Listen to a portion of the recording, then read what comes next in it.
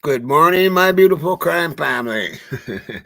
I don't know if you guys tuned in last night or not, but boy, I had some struggling problems with StreamYard. I'm hoping I got this all worked out. Um, yeah, it was quite the quite the struggle. But so I ran across something from a friend of mine that posted a couple months ago, and I don't remember seeing this whatsoever. And it kind of shocked me in some ways because I stopped it at one section and I seen the toxicology report on the kids, and it was quite surprising. There was drugs in their system, except for one of them. Did you know that? Did you know that? I didn't know that. Yeah, there was drugs in their system. One had Xanax. Yeah, and one had opiates, people. Yeah, yeah. That makes me wonder about a lot of things. And I'm going to show you a friend of mine's video, but I'm going to say hi to my crime family first. Good morning, Jackie Bushaball. Kind of a late morning for for Java time, huh? And Winchell, good morning, and 12 gauge, good morning, and Roe, good morning, and Donna Jess, good morning. Angela and Leslie, good morning. Yeah, okay. So let's get to this because this is quite interesting. Oh, is that what it was, Jackie? Everybody but Kaylee?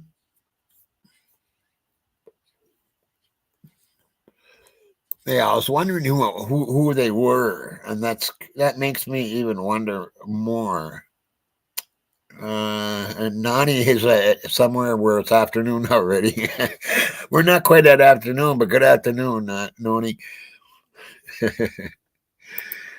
Where I'm at, it's 11:07. Okay, so here's Casper West, all right, and he's a friend of mine. We've known each other for, I don't know, a year and a half, I suppose. Uh, Okay, I gotta show that I'm not a robot for some reason. Okay.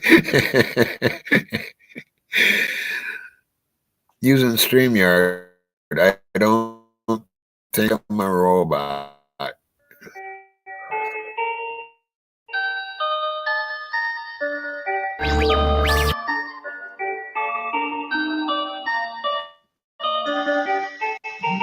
Only is this a national issue to Donahue, but he says that the Treasure Valley has become a drug corridor, and if action isn't taken quick, lives will be lost.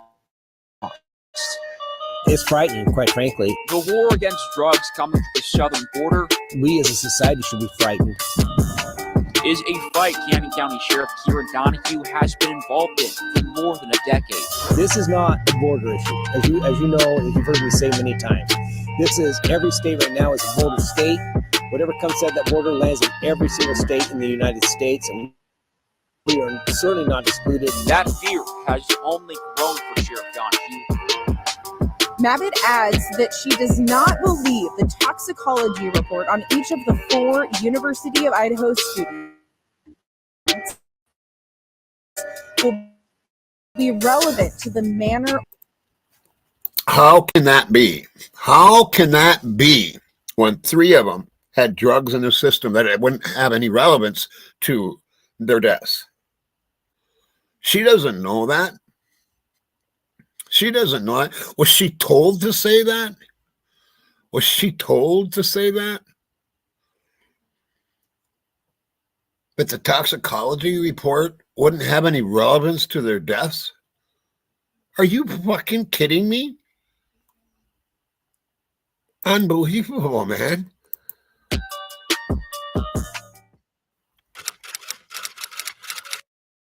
The answer was right in front of us.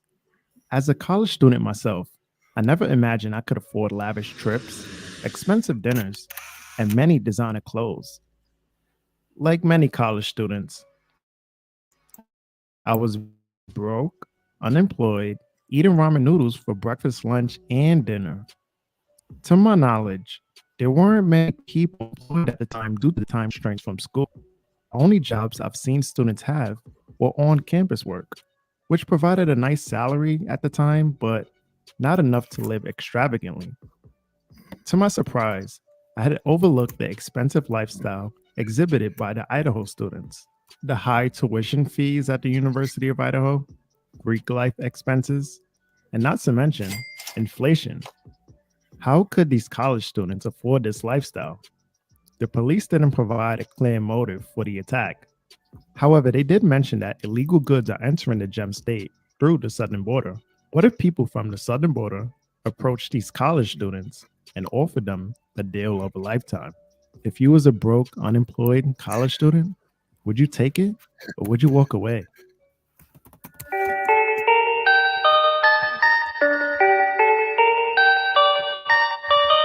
The Idaho students appeared to live more comfortably than the average college student. Boats, trips, designer clothes. Where did it all come from? Reflecting on their history, I didn't see much of this lavish lifestyle until they enrolled at the University of Idaho. For example, Maddie and Kaylee were seen wearing Dr. Martens boots priced at over $200. They took trips to Hawaii, Cabo, Mexico, and Surrey, British Columbia. However, the most extravagant purchase was a Range Rover. According to Kaylee's mom, she bought a brand new Range Rover Evoque, priced between $35,000 and $65,000. Kaylee was. Now, as I said before, I'm going to have more coming out on this vehicle at some point. There is investigations going on within a couple of different channels on this purchase of this vehicle. There's a lot more than people know about that purchase of that Range Rover. And it actually could have everything to do with what happened. We'll move on. Set to graduate in December and embark on a journey across Europe, starting a well-paid marketing job in Austin, Texas. Gonsalves allegedly works as an IT support specialist, earning up to $70,000 per year. What doesn't add up is how a college student can afford a Range Rover, trips across South America and Canada, and a backpacking trip across Europe.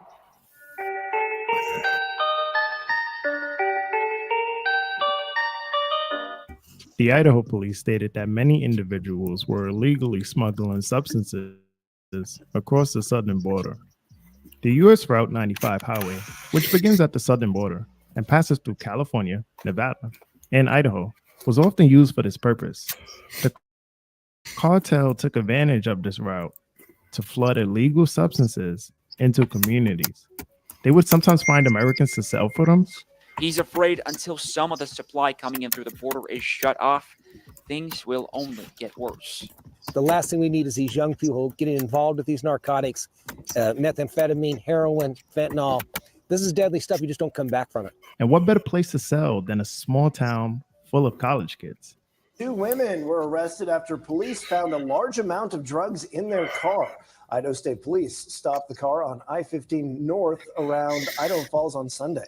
A search resulted in the discovery of almost 2,000 fentanyl pills valued at $55,000, methamphetamine, marijuana, and a loaded fire. The 2 women, Cindy Chavez and Virginia Adams, were arrested and booked at Bonneville County Jail. The Moscow police had to invest in the dog trained to detect illegal substances.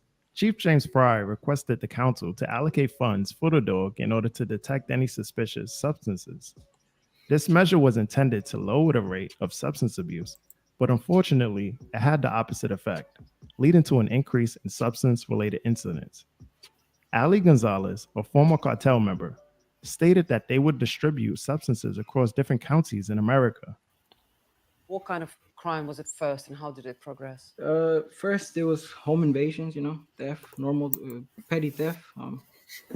Then it moved on to moving certain amounts of drugs to different counties, depending on where the person that was in charge of the game wanted you to move them.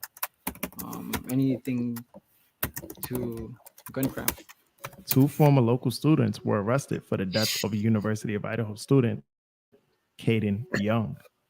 They allegedly sold Caden a bad batch, leading to an OD and caused his death. It raises questions about their supplier. Who was their dealer? Could their dealer have also approached the Idaho students? With the lack of direct evidence at the crime scene, this seems like a professional job. Is it possible that this was a hit from the cartel? Or was this a hit from another college student? The most concerning aspect is irrelevant. However, reports indicate that there were substances in the roommate's system. There was a lot of blood. It was a very sad scene.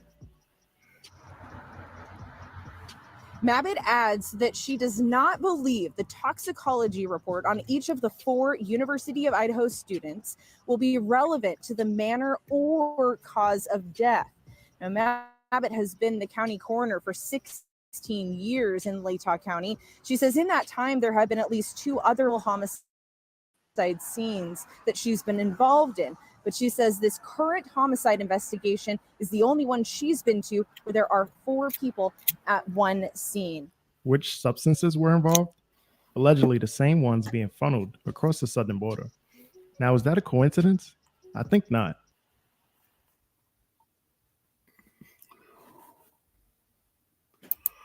Here it is, folks, right here. Here's the toxicology report. Murder, attempted murder, 4. 1 negative. 3 positive. I wish I could, let me see if I can. I seen it on my TV. It's hard to read with this stupid thing in the way. Okay, anyway, there's one negative and 3 positive. 1 was cannabinoids, okay, which is just weed, all right. But one was with like Xanax, like a Xanax type pill, and 1 was with an opioid. So there was 3 testing positive, one with weed, one with Xanax or that type of medication, and one with opioid. So was there drugs going through that house? And just because one was clean doesn't mean that they weren't dealing it. Now, he's talking about these extravagant trips that they took. Somebody had to pay for that. Do you think Steve Gonzalez would pay for it when his income's only about $75,000 a year? Somebody paid for those trips. Something paid for those trips. Yeah, right, 12 gauge. And actually, I get them prescribed to me because I get panic attacks. So I know what Xanax is. Yeah, I get the bars. I get, a full 2 milligrams because I get panic attacks. And they're used for panic attacks or anxiety. But they are really big in the black market right now. That's why I don't like people really to know that I have them, because they'll be begging me for them and whatever. So yeah, there's one with Xanax in their system. The main ones is the Xanax and one with opioid. Now I'm wondering who they were. You know what I'm saying? Somebody up there said, who was that said that it was Kaylee that was clean. Somebody up there said that Kaylee was clean. And I think it was a Jackie Bushabel. Yeah, I think it was Jackie. Yeah, it was Jackie Bushabel. Yes, except Kaylee. So you have 3 of them that, and I'm not worried about the cannabis, but they could have been doing that too. Why the opioid is the one that bothers me. That's the one that bothers me. And I'm wondering who it was that had the opioid. Was it Maddie? Was it Xana? Or was it Ethan? So we have 3 to choose from. I'd be very interested to know. But my butt doesn't think it has any relevance to what happened to them. And that's a bunch of bullshit. It could have everything to do with what happened to those kids. It could have everything to do. How can she say that? She had to have been told to say that by L.E. And I'm Antoine, when I had Antoine on, and he believes 100% in his heart that law enforcement is involved in everything about these murders. What is going on in Moscow?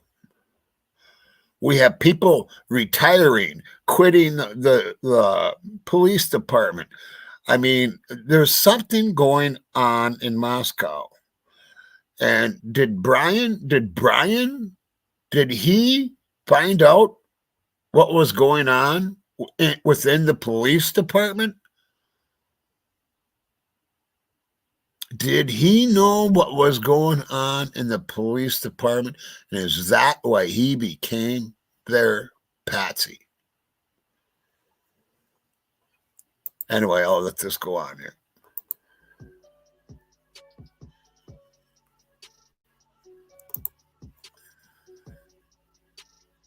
Whatever comes said, that border lands in every single state in the United States, and we are certainly not excluded. We know that substances are funneled into this area through the southern border, and the U.S. Route 95 highway leads directly into Idaho. Emma and Demetrius were allegedly dealers of these substances. The roommates made significant purchases on trips, vehicles, and other items. Additionally, the taxi driver stated that the murder home was a known spot to purchase illegal substances. Was there something they were trying to dispose of on the night of the murders? Could this explain why their surviving roommates waited hours to call the police? Bethany and Dylan allegedly moved to a different area. One must consider, did they move to escape the town? Or are they hiding from the cartel?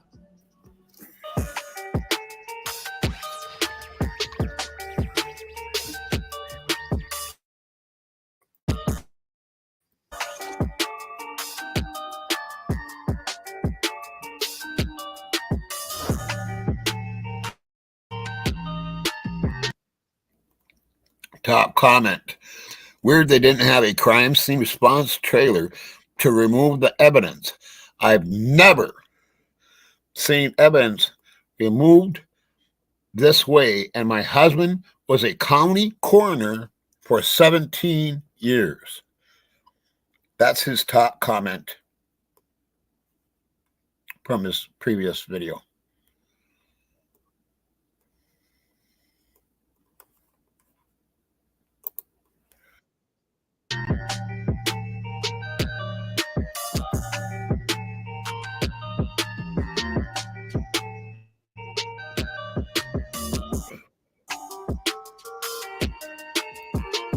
So this is Casper West, if you haven't subscribed to him yet, and he is a friend of mine, so I would want you to like and subscribe to him, and because his videos are always really good. They're just really good videos, and he's a really good dude.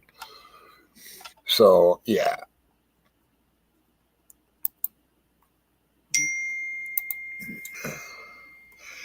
Anyway, so what is everybody thinking out there? Do you think that the cartel could be involved? I mean, we've looked at this before, but we've kind of shied away from it. But you look at it, and if you really look at it, this was a professional hit. No evidence. There's no evidence, people. They got DNA, which is touch DNA, which could have came from any place. That's all they have. They don't have what they wanted us to believe they had. And they wanted us to believe that they had video of his car. And they don't. They don't. That's why they're not giving it up to the defense. Especially that one intersection where if he goes one way, he's going to Moscow, and if he goes the other way, he's going towards Wawa Park. They're not giving that up. Then you have Cy Ray coming in saying he can prove that he was at Wawa Park. Now, if you haven't seen Rory's last video, he just put out, 2 days ago. Go watch Rory's last video, because he went to Wawa Park, and guess what happened? Take a guess what happened if you haven't seen his video. He lost his phone connection. He lost it. There was no service, period.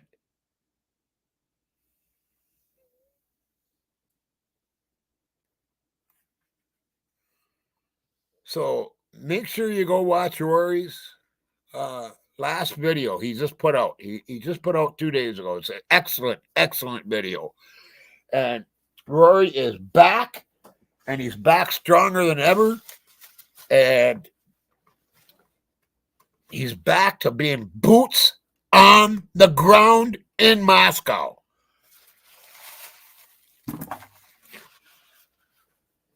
So he is right there. Yeah, I have a feeling those two are going to meet up because Rory is going to be going to the next hearing.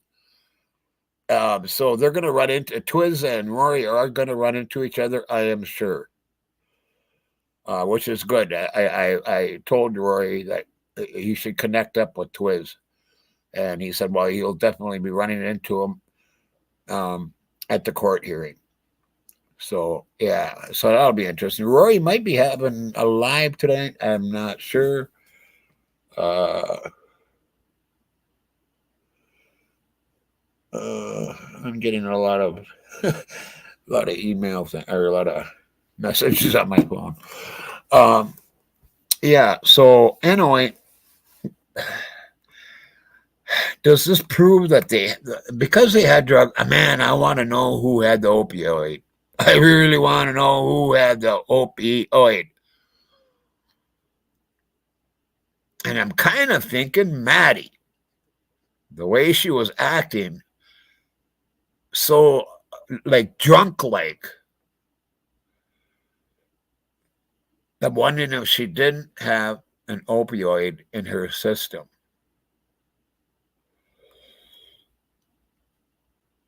And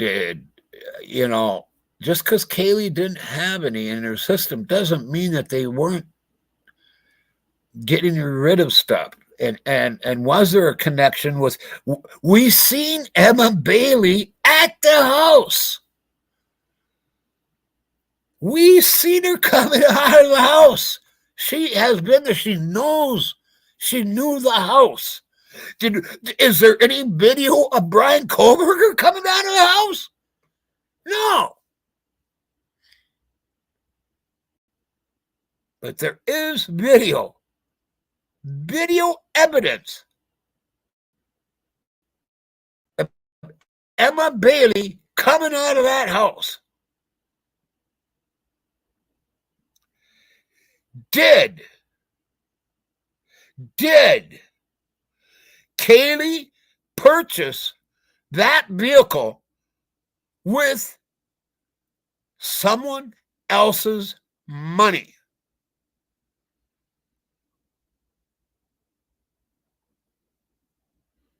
Is it all about that vehicle? I told you we're coming out with something soon. Was it all about that vehicle?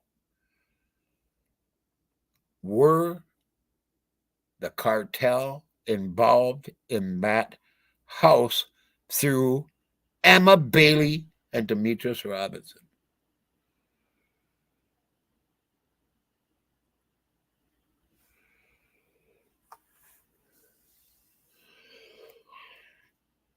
Something to think about. Something to really think about. And because a toxicology report doesn't lie. Doesn't lie.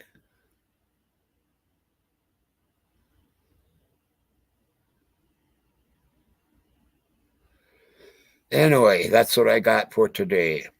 And I hope everybody has a fantastic day today. And I love you all. You are my beautiful crime family. And I hope you have a beautiful day. My subs, you are my heart. My mods are my soul. My mods really work. And I have to say, my mods work really hard. And they are the best mods in the business. They are. And I love them very much. And they are my soul. Until next time, rock and roll.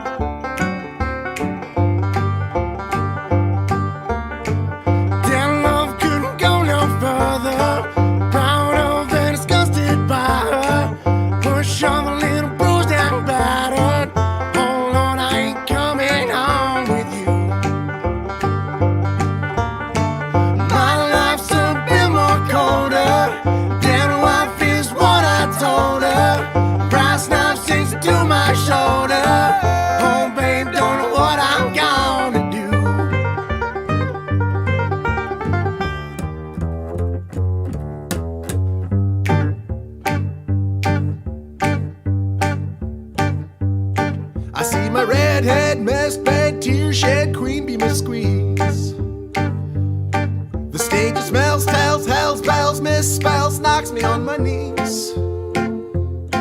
It didn't hurt, flirt, blood, squirt, stuff, shirt like me on a tree. After I count down 3 rounds in hell, I'll be in good company.